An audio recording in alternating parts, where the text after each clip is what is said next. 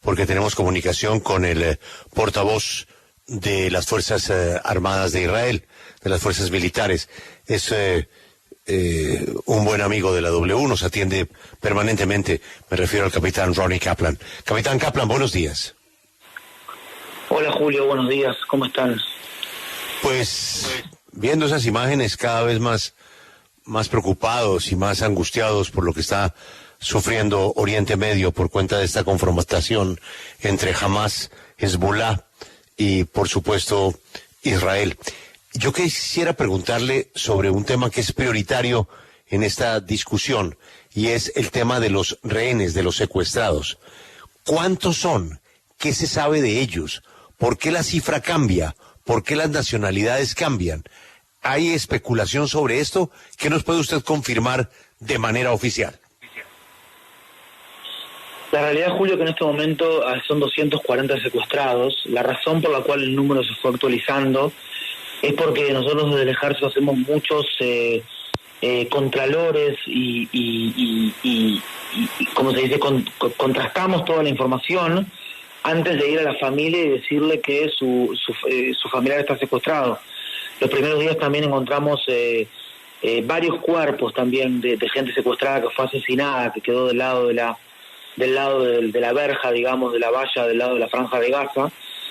Y lo que te puedo decir es que estamos haciendo todo, ya hace un mes, todo lo posible para que vuelvan a sus familias.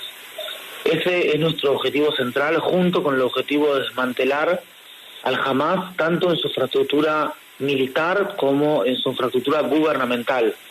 En esos tres objetivos estamos, y trabajando así ya un mes de guerra, trágica guerra obviamente. Todos vemos las imágenes y todos lamentamos las muertes de civiles, sean gazatíos o sean israelíes, pero no cabe la menor duda, Julio, de que hay que eliminar el Hamas para que haya paz. Y si el Hamas sigue siendo el soberano en la franja de Gaza, paz aquí no va a haber nunca más. Capitán, uno observa pues que hay varios objetivos. La última vez que vi eran 450 objetivos que para ustedes están identificados como objetivos de refugios de Hamas. Inclusive, pues tienen documentados ustedes de dónde salen disparos desde la franja de Gaza hacia territorio de Israel.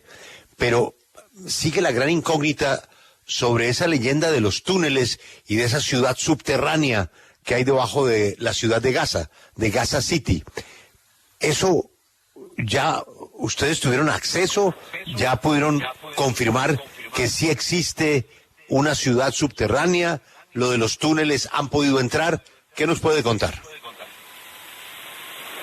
El Hamas tiene cientos de kilómetros de túneles excavados en la zona principalmente del norte de la franja de Gaza, pero no solamente.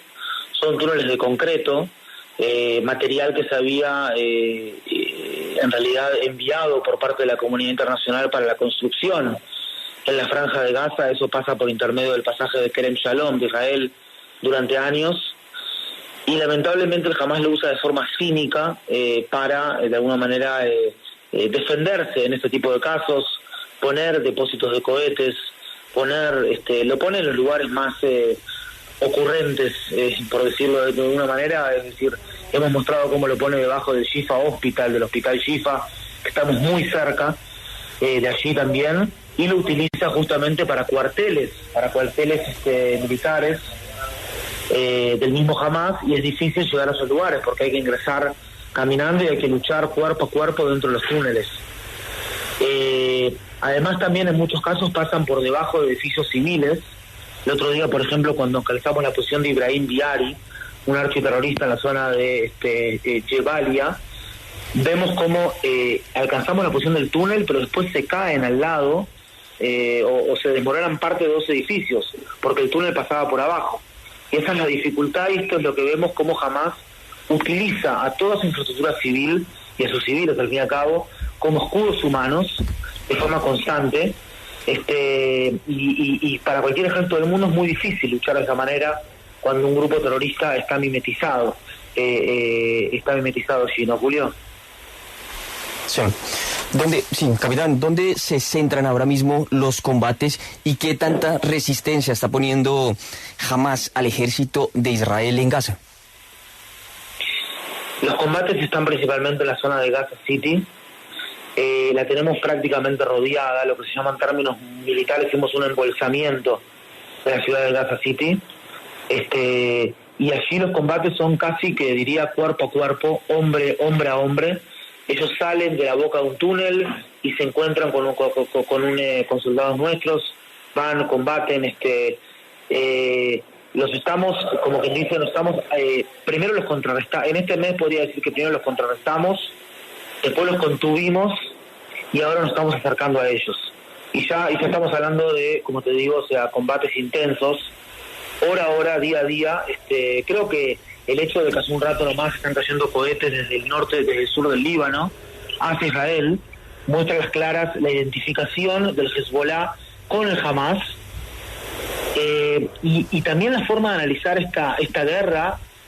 Si bien nosotros preferimos que se quede solamente en la franja de Gaza, solamente contra el Hamas, la forma de comprenderla es entender que todos los enemigos de Israel, que no por casualidad son los agentes de Irán en la zona, están atacando de una forma u otra a Israel. Nosotros estamos respondiendo de forma específica al lugar donde emana el ataque, o estamos interceptando el ataque en todos los casos, menos en el caso de la franja de Gaza, donde estamos sí muy concentrados, avanzando hasta desmantelar básicamente al Hamas, que es una decisión gubernamental, una decisión que está tomada, y eso es lo que estamos haciendo, intentando de maximizar obviamente el daño a los terroristas y minimizar todo lo que se puede el daño a los civiles, a los cuales les seguimos abriendo pasillos de evacuación desde el norte hacia el sur, que ya hace 20 días les venimos pidiendo que se evacúen, es realmente 13, 14 kilómetros, que se evacúen de norte a sur. Le mandamos millones de panfletos, llamadas telefónicas, redes sociales, etcétera, pero bueno, la realidad es que no se están evacuando y están realmente siendo utilizados por Hamas como escudos humanos ahí en Gaza City y en otras zonas del norte. Capitán, hemos escuchado, y bueno, usted mismo lo dijo, sobre la posibilidad y sobre el avance de el aumento de las tensiones en el norte de Israel. ¿Cuál cree usted que es la posibilidad de que Hezbollah se involucre en este conflicto y cómo serían estas consecuencias? Mira, supuestamente el líder de Hezbollah el día viernes pasado, Hassan Nasrallah, dijo que no se iba a involucrar, que era un tema palestino. Pero nunca está claro con él, porque quizás está como adormeciendo a Israel de alguna manera para luego sí sorprender. Nosotros no creo que sea una sorpresa estratégica en este momento, puede ser una sorpresa táctica, de que a las 2:30 de la mañana nos vayan a atacar. Pero lo que está pasando ahora es que Hezbollah todos los días está atacando, pero de forma puntual. Son cohetes, ellos o otros grupos terroristas palestinos en el sur del Líbano, Hamas sur del Líbano, que también eso existe.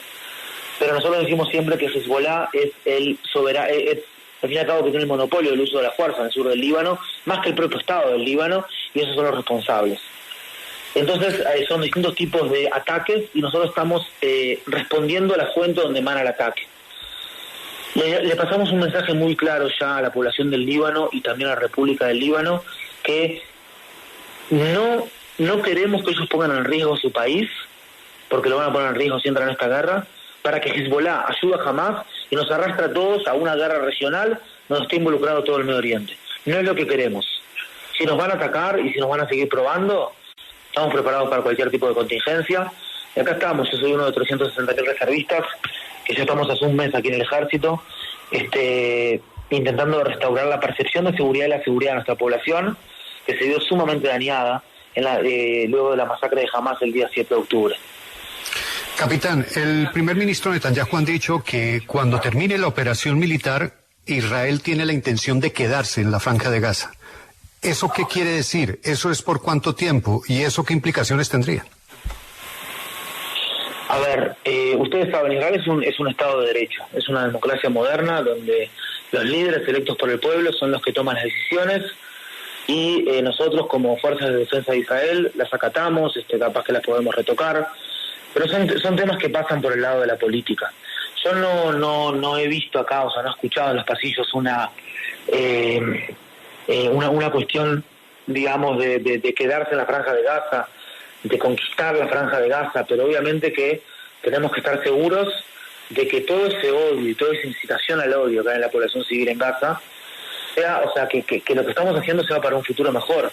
Si esto, el objetivo es que sea un futuro mejor para los palestinos en la Franja de Gaza, o sea, sin Hamás, para los israelíes, con mayor percepción de seguridad y con seguridad para ambos, y también que no se propague este tipo de terrorismos yihadistas, terrorismos, digamos, que practican la guerra santa desde un lugar islamista radical, que no se nos propague, porque en ese caso el mundo es el que va a pagar, y es un terrorismo que no te avisa, sino que te pega cuando te pega.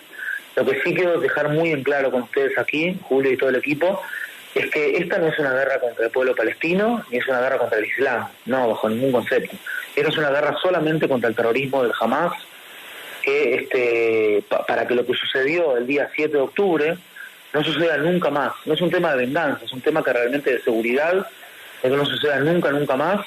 No se puede vivir al lado de un vecino asesino. Pero capitán, recuperando la pregunta de mi compañero en Estados Unidos, de Félix, sí sería bueno precisar, yo le entiendo que usted pues no se mete en los temas políticos, sí sería bueno precisar en qué consiste ese pronunciamiento, porque una cosa es estar en una guerra, atacar para defenderse, atacar donde se cree que hay terroristas que atacan a Israel, pero otra cosa es tomar la decisión de invadir un país, invadir un territorio y tomar la decisión de que la gente de ese territorio va a vivir mejor con ustedes allá que sin ustedes allá. Eso tiene un alcance internacional delicado, ¿no? Sí, efectivamente, como decís, Julio, o sea, yo no puedo ingresar en esos temas porque realmente no son temas que nosotros vemos como ejército, ¿sí? O sea, quizás puede ser una buena pregunta allí para la Embajada de Israel en Bogotá, o mismo para el Ministerio de Relaciones Exteriores, pero nosotros como Fuerza de Defensa de Israel estamos focalizados en eliminar a Hamás,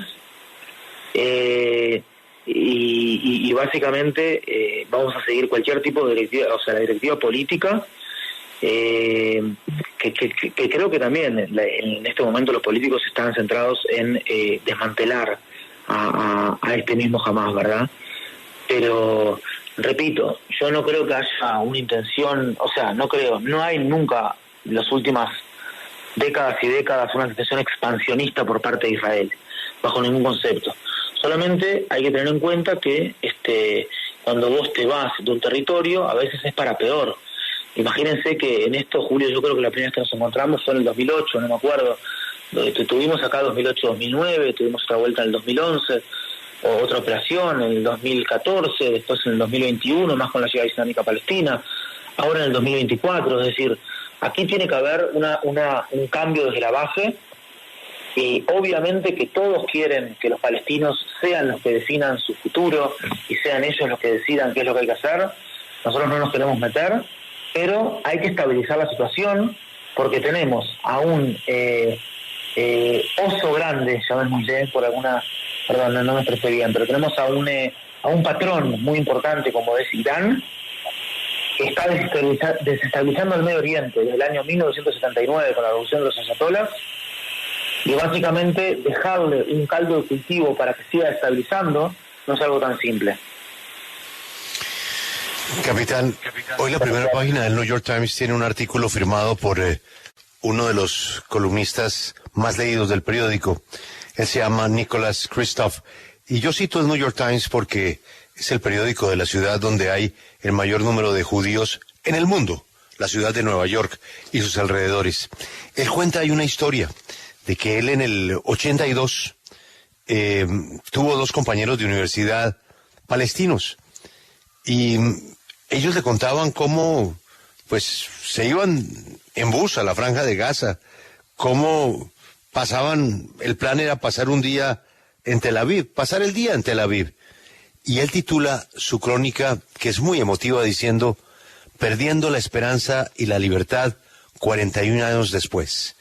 ¿Usted cree, como el señor Kristof, que esto que cuenta él de sus amigos palestinos ya nunca se volverá a vivir?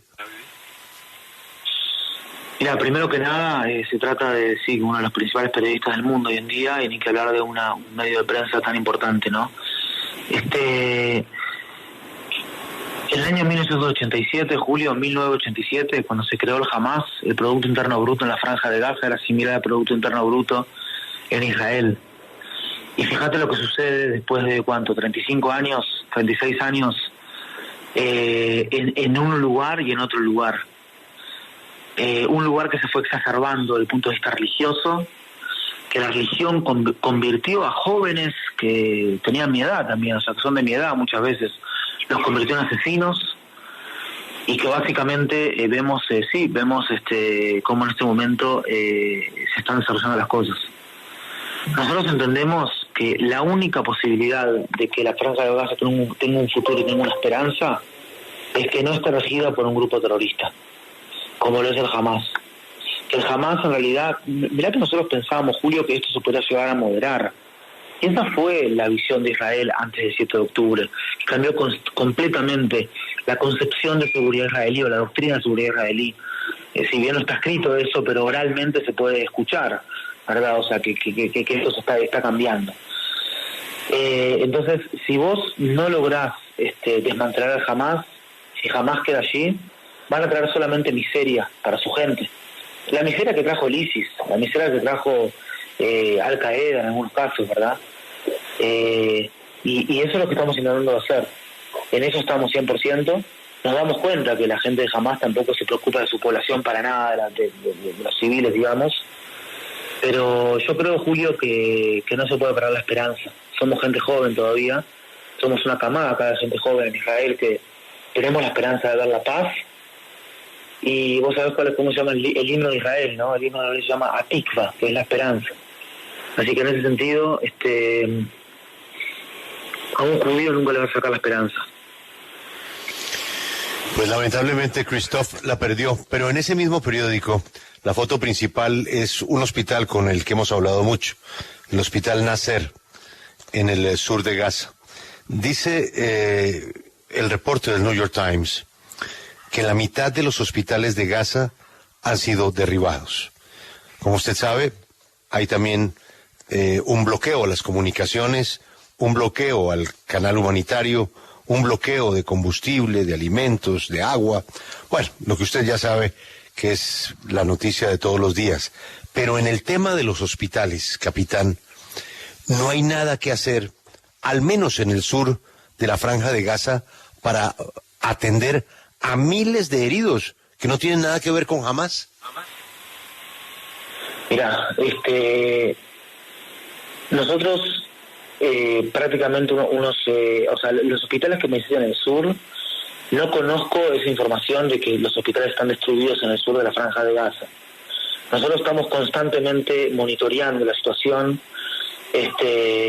con las organizaciones internacionales también dentro de la Franja de Gaza, y por lo menos hasta lo que hablé el día de hoy con la gente de lo que se llama la Oficina de las Actividades del Gobierno de los Territorios. La situación allí es que desde el día 21 de octubre entraron 525 camiones con ayuda, con medicamento, con comida, con agua para la zona del sur, que la Fuerza Aérea Jordana sigue también lanzando allí equipos médicos, ¿verdad?, por aire para la población civil, que el día de hoy, desde las 10 hasta las 14 horas, hubo un pasaje de evacuación, un corredor de evacuación de norte a sur para que la gente vaya de allí, y que básicamente eso, ¿verdad? O sea, yo te puedo decir, Julio, yo estoy acá en el día a día y yo veo, o sea, los ataques de Israel son ataques a objetivos militares en la Franja de Gaza.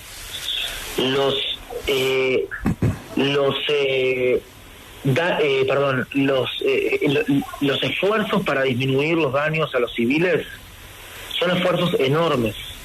Claro, estamos en una guerra, es algo sumamente trágico, y no hay guerra. Yo vengo ahora también de los kibutzim ahora, de la zona del norte, y la masacre, y historias que no dan ni para contar, o sea, niños con la cabeza cortada. Ahora, no hay guerra en la que no haya daños colaterales, ni civiles desarmados, ni crisis. Ya. Capitán, me gustaría preguntarle un poco más allá, o sea, hacia Cisjordania. ¿Cómo está actuando el ejército, las fuerzas de defensa de Israel, en defensa de los palestinos frente a los ataques de los colonos? Mira, hay así, no sé si lo pondría de esa manera, ¿no? O sea, hay muchos ataques también de los palestinos a los civiles israelíes, pero básicamente lo que hacen las fuerzas de defensa de Israel es intentar de minimizar el daño a los derechos en realidad de los palestinos en la zona de Cisjordania, sin que eso, digamos, venga en detrimento de la seguridad de los israelíes que viven allí, ¿verdad?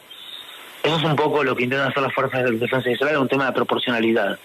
No obstante, luego de entender la cantidad de asociados y de miembros del Hamas que habían dentro de la misma zona de Cisjordania, lo que hicimos fue simplemente arrestar a personas, no sea cosa que se nos abra otro frente allí, que es lo que quiere Irán, que es lo que quiere quizás Hezbollah, que es lo que quiere ni que hablar del Hamas.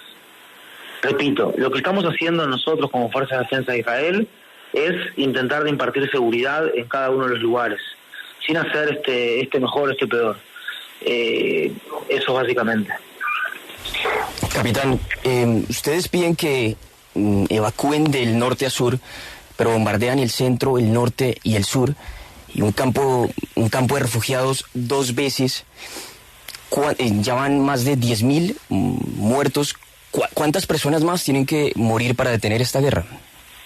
Mira, primero, los terroristas no tienen ningún tipo de impunidad en ninguna parte de la Franja de Gaza, ni en el norte, ni en el sur, ni en el centro. Cada uno de los objetivos que nosotros alcanzamos, repito, son objetivos militares, ¿sí? En la Franja de Gaza, y eso es básicamente lo que estamos haciendo ya hace un mes. No hay ninguna guerra en la historia moderna en la que los daños colaterales para luchar contra un grupo terrorista como el Hamas, que se mimetiza de esta manera en la población, sean tan limitados como en esta guerra. Yo sé que obviamente que Israel opinan todos y todo, o sea, está bien, pero repito, nosotros estamos comprometidos con el derecho internacional y jamás comete 3 crímenes de guerra. 1, secuestra personas en sus casas en un país soberano. 2, utiliza civiles como escudos humanos. 3, dispara indiscriminadamente a civiles israelíes. ¿Cuántos civiles quería matar el Hamas, no el día 7 del 10? ¿O cuántos quiere matar en cada uno de sus cohetes? Lo que ayuda a reducir el daño es la adhesión de Israel al derecho internacional y a las leyes de conflictos armados.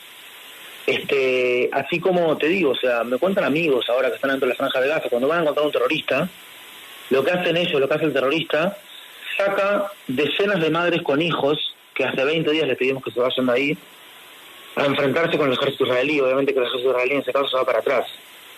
Pero tenemos que entender que para Hamas es más importante, a Hamas le conviene que mueran civiles en Gaza, esta es la tragedia, que mueran civiles en Gaza, a que vivan los israelíes.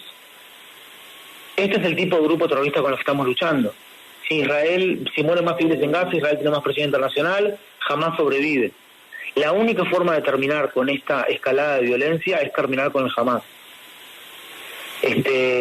Y básicamente, te vuelvo a repetir, hay corredores humanitarios en este momento, hay rutas de tráfico que son más seguras, el sur es más seguro que el norte, y así todos, si nosotros encontramos ahora a Yahya Sinwar o a Muhammad Def o a uno de sus subordinados en la zona del sur de la Franja de Gaza, vamos a alcanzar su posición. ¿Por qué? Porque son un objetivo legítimo, según el derecho internacional, porque están poniendo a maltraer a toda nuestra población y son una amenaza concreta a nivel de necesidad militar, a nivel de proporcionalidad y a nivel de distinción entre involucrados y no involucrados en el conflicto. Son una amenaza concreta para nuestra población. Capitán Kaplan, pues difícil estas entrevistas por lo que significa el dolor de observar niños, mujeres, civiles, inocentes, pues en el daño colateral que tiene esta, como usted bien dice, todas las guerras. Ha sido usted muy amable con nuestra audiencia. Ya estamos en contacto con su embajada en Washington para hablar de la parte política. Nos va a atender el subdirector adjunto de la embajada ante la Casa Blanca. Gracias, capitán. Una feliz mañana. Muchas gracias. Hasta luego. Chao, chao.